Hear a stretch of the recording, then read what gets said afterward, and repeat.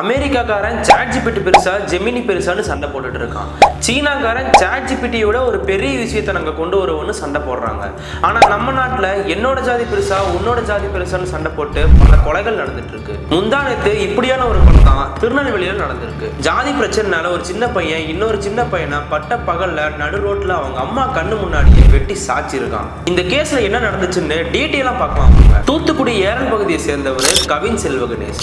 இவர் சென்னையில ஒரு ஐடி கம்பெனில வேலை செஞ்சுட்டு வந்திருக்காரு. இவர் திருநெல்வேலி பாளையங்கோட்டையை சேர்ந்த சுஜித்தோட அக்காவை லவ் பண்ணிட்டு வந்திருக்காரு. தூத்துக்குடியில இருந்தப்போ கவினும் சுஜித்தோட அக்காவும் ஒரே ஸ்கூல்ல ஒன்னா படிச்சிருந்திருக்காங்க. நட்பா ஆரம்பிச்சது பின்னால காதலா மாறி இருக்கு. சுஜித்தோட குடும்பம் பாளையங்கோட்டைக்கு வந்த பிறகும் லவ் பண்ணிட்டு இருந்திருக்காங்க. கவின் கிட்டையும் தன் அக்கா கிட்டையும் ஜாதி காரணத்தை சொல்லி இனிமே நீங்க பேசி பழக வேண்டாம்னு சுஜித்தும் அவங்க அம்மா அப்பாவும் பல முறை சொல்லியிருக்காங்க. இருந்தாலும் அவங்க ரெண்டு பேரும் கேட்கல. இதனால கடுப்பான சுஜித் ஞாயிற்றுக்கிழமை பாளையங்கோட்டை கவர்மெண்ட் ஹாஸ்பிட்டலுக்கு அவங்க தாத்தாவை கூட்டிட்டு வந்தப்போ கவினை துரத்தி வெட்டி கொண்டு இருக்காரு. தான் பண்ண தப்புக்கு தண்டனை கிடைக்கணும்னு தானே போய் போலீஸ்ட சரணடைஞ்சிருக்காரு. இதுல இன்னொரு விஷயம் என்னன்னா, குற்றவாளி சுஜித்தோட அம்மா அப்பா மணிமுத்தாறு பட்டாலியன்ல எஸ்ஐயா இருக்காங்களாம். இந்த கொலை பத்தி அழுதுகிட்டே பேசின கவினோட அம்மா என்ன சொல்லியிருக்காங்கன்னா, எனக்கு 2 பையன், அதுல மூத்த பையன் கவின் இன்ஜினியரிங் முடிச்சுட்டு சென்னையில ஒரு தனியார் கம்பெனில வேலை செஞ்சுட்டு வந்திருக்கான். ஸ்கூல் படிக்கும் போதே கவினும் சுஜித்தோட அக்காவும் ஃப்ரெண்ட்ஸா பழகிட்டு வந்தாங்க.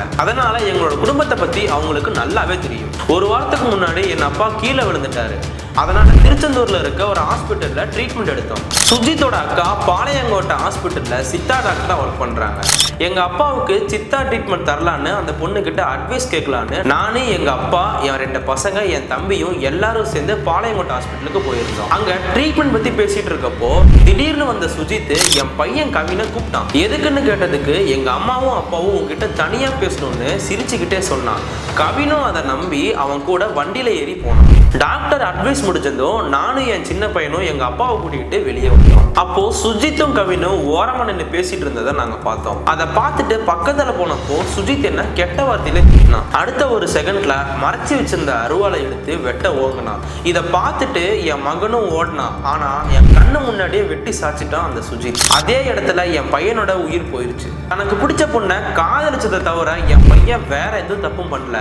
ஆனா அநியாயமா என் பையனை கொண்டுட்டாங்க. என் மகனை கொலை செஞ்ச சுஜித்துக்கு கடுமையான தண்டனை கொடுக்கணும். சுஜித்தை கொலை செய்ய தூண்டின அவங்க அம்மா கிருஷ்ணகுமாரி, அவங்க அப்பா சரவணன், இவங்க 2 பேர் மேலேயும் கடுமையான நடவடிக்கை எடுக்கணும்னு சொல்லியிருக்காங்க. கவின் இறப்புக்கு நீதி கேட்டும் சுஜித்தோட பெற்றோரை அரசைய வலியுறுத்தியும் கவினோட குடும்பத்தினர் போராட்டம் பண்ணியிருக்காங்க. எஸ்ஐயா இருக்க அவங்க அப்பா அம்மா மேல கேஸ் போட்டதோட இப்போ சஸ்பெண்ட் பண்ணியிருக்கு காவல்துறை. ஜாதிங்கிற ஒரு விஷயத்தால 2 பசங்களோட வாழ்க்கையே போயிருக்கு. தன் குடும்பத்துக்கு நம்பிக்கையா இருந்த ஒருத்தர் இந்த உலகத்தை விட்டே போயிட்டாரு. இன்னொருத்தர் தன் குடும்பத்துக்கு நம்பிக்கையா இருந்து அதனால கொலை பண்ணிட்டு காலம் முழுக்க ஜெயில இருக்க போறாரு. ஜாதி ஒரு இளைஞனை மிருகமா மாத்தி இருக்கு. இந்த வழக்குல தொடர்ந்து விசாரணை நடந்துட்டு வருது. இந்த மாதிரி சாதிய கொலைகள் பத்தின உங்க கருத்தை கமெண்ட்ல சொல்லுங்க.